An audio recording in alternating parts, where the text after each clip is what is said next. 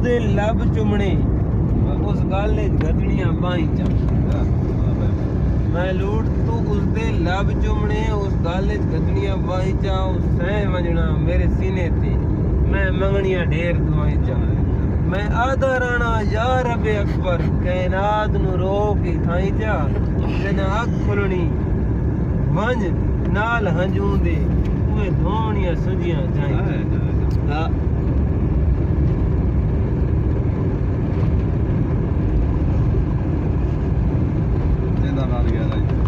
बड़ा औखा ठिरक वफावां दा हुबदार ने बहंदे मर वेंदे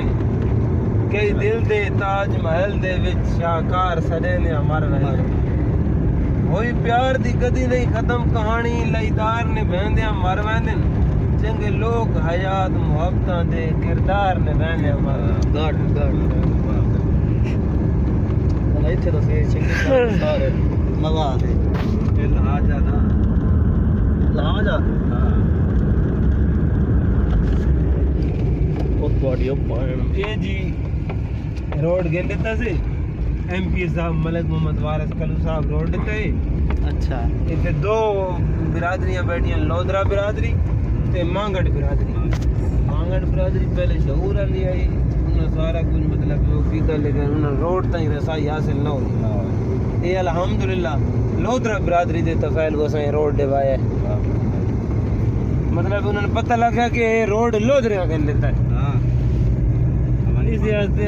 मलिक मोहम्मद वारिस कलू साहब के झंडे जड़े हैं चाहिए रखते हैं अगू केड़ी गड्डी वधी है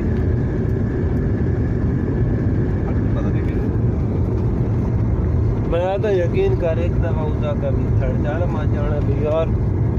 असा तो किधर आसे ही ना सकती है काबिया किधर पहुंचाइए ये चीज़न भाईजान इत्तेहाद का मकसद ये तुम सब तो शामिल होना बिल्कुल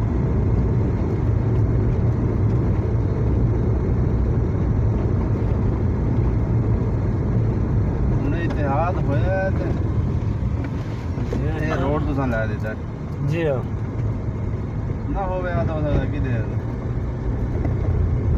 नहीं रिश्तेदारी भी आई सारा कुछ आई लेकिन इन्हें ना दे से ये पहले जड़ा सा वर्क कीता ना यकीन करो उस टाइम तो बिरादरी भी अगरी कोई नहीं थी कोई गल ही कोई नहीं थी वो अदन भाई ये दे कितने बिरा दे नाल नहीं ये कौम दे झंडे चाहिए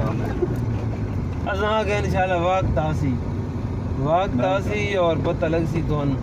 के वाक़या इत्तेहाद होया जनाब अली